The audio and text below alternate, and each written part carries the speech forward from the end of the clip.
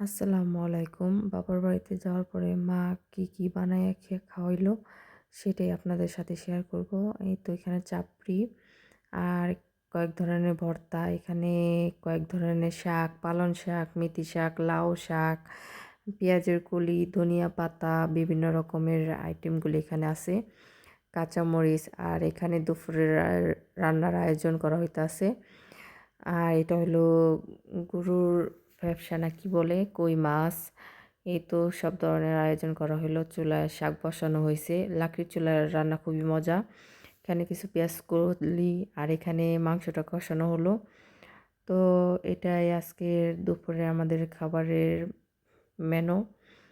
তো মাটির চুলার রান্নাটা কার কার খেতে ভালো লাগে সবাই জানাবেন, একটা হলো লাইক কমেন্ট শেয়ার করে যাবেন। আর এই তো কই মাছ রান্নার তরকারিটা আমরা তো সবাই জানি মার হাতে রান্না কতটা মজা হয়। এখানে কিছু লেবু, ধনিয়া পাতার ভর্তা, বিভিন্ন রকমের আইটেম এখানে এই করা হইলো। এই যে গুঁড়া মাছ, এটা হচ্ছে পাখির মাংস, এখানে লাউ শাক ভাজি, এখানে কুমড়ো ভাজি। ধন্যবাদ।